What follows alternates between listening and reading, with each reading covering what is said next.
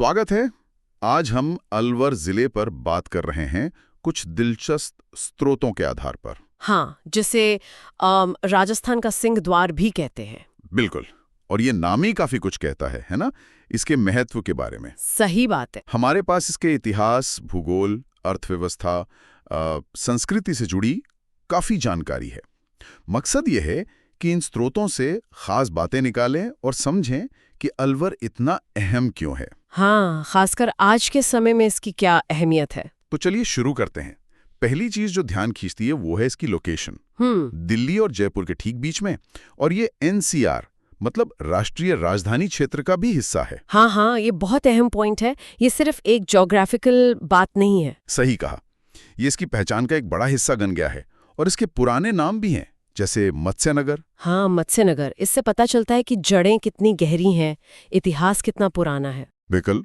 और भूगोल की बात करें तो अक्सर लोग राजस्थान मतलब रेगिस्तान सोचते हैं। हाँ, ये आम धारणा है। पर अलवर वैसा नहीं है।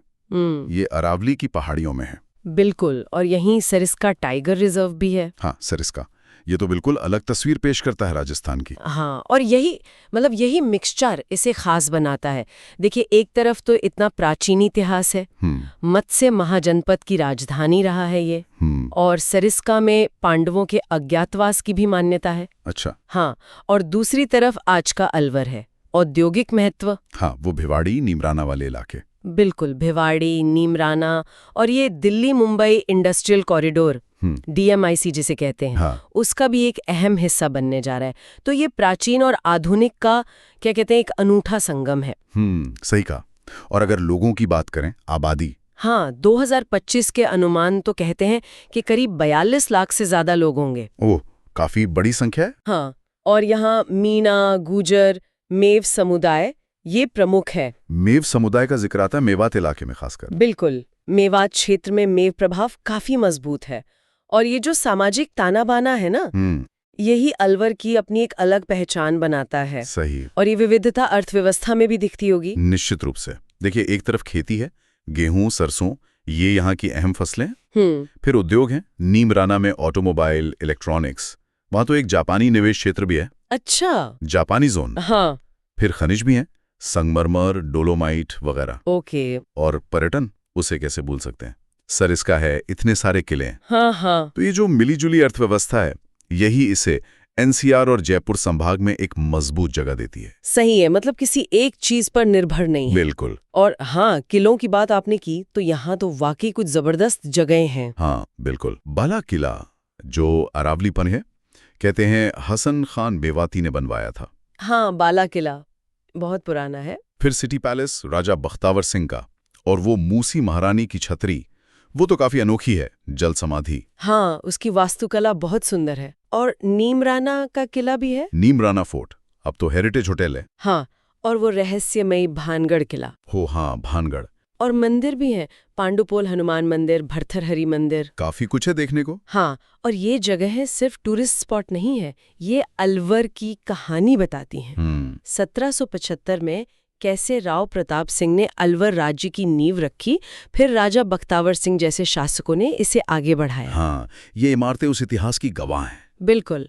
और सरिस्का की बात फिर से करूं तो वो सिर्फ टाइगर रिजर्व नहीं है। अच्छा। वो भारत के पहले बायोस्फीयर रिजर्व्स में से एक रहा है। ओह, ये तो बड़ी बात है। मतलब पर्यावरण के लिहाज से भी बहुत महत्वपूर्ण। हाँ, ये इसके पर्यावरण व सांस्कृतिक महत्व दोनों को दिखाता है। और इन सब जगहों तक पहुंचना, कनेक्टिविटी कैसी है? कनेक्टिविटी अच्छी है। NH48 गुजरता है यहाँ से। हाँ, नेशनल हाईवे 48। और दिल्ली जयपुर रेलवे लाइन पर अलवर जंक्शन एक बड़ा स्टेशन है। सही है। ये कनेक्टिविटी ही तो इसके औद्योगिक विकास के लिए जरूरी है। बिल्कुल, खासकर जब वो NCR का हिस्सा है। तो अगर इन सब जानकारियों को हम जोड़ें तो क्या तस्वीर उभरती है? ऐसा लगता है अलवर सिर्फ एक जिला नहीं, बल्कि राजस्थान के विकास का एक छोटा सा मॉडल है। हाँ, एक माइक्रोकॉज्म कह सकते हैं। हाँ, इसमें प्राचीन जड़ें भी हैं, मत्स्य युग की, राजपूत इतिहास भी है। हाँ। अलग अलग समुदाय हैं, प्राकृतिक सुंदरता है, अरावली, सरिस्का। हाँ। और साथ ही NCR फ्रेमवर्क के अंदर आधुनिक औद्योगिक महत्वाकांक्षा भी है। बिल्कुल सही कहा। अगर हम मुख्य बातें निकालें इन स्रोतों से, तो पहली, इसकी रणनीतिक लोकेशन, सिंह द्वार और NCR सदस्य। हाँ। दूसरी, इसका गहरा इतिहास मत्स्य युग तक जाता है। तीसरा, अरावली का लैंडस्केप जो इसे रेगिस्तान से अलग करता है। चौथा, इसकी मिली-जुली अर्थव्यवस्था, उद्योग और पर्यटन। और पांचवां, सरिस्का और बालाकिला जैसे इसके अपने खास लैंडमार्क। सही है। तो हमने काफी कुछ कवर किया, प्राचीन नामों से लेकर आधुनिक इंडस्ट्रियल कॉरिडोर तक। हाँ, अलवर की एक काफी विस्तृत तस्वीर सामने आई है। और ये सब देखकर ना एक बड़ा सवाल मन में आता है। क्या? कि अलवर की जो स्थिति बन रही है एनसीआर और डीएमआईसी में, उसको देखते हुए ये अपनी विरासत, अपने पर्यावरण जैसे सरिस्का और बढ़ते उद्योग, इनके बीच संतुलन कैसे बनाएगा? हाँ, ये बहुत अहम सवाल है। भविष्य का जो रास्ता है वो इसी संतुलन पर निर्भर करेगा। इस पर सोचने के लिए काफी कुछ है यकीनन। अगर आपको ये वीडियो पसंद आया हो तो कमेंट करके ज़रूर बताएं और अगला टॉपिक क्या होना चाहिए वो भी हमें ज़रूर बताएं। आपका एक लाइक हमें और बेहतर और सटीक कंटेंट बनाने की प्रेरणा देता है। शेयर करें ताकि ये जानकारी हर उस छात्र तक पहुँचे जो अपने सपनों के लिए मेहनत कर रहा है। और सब्सक्राइब करें हमारे चैनल को, क्योंकि आपकी सफलता ही हमारा मिशन है।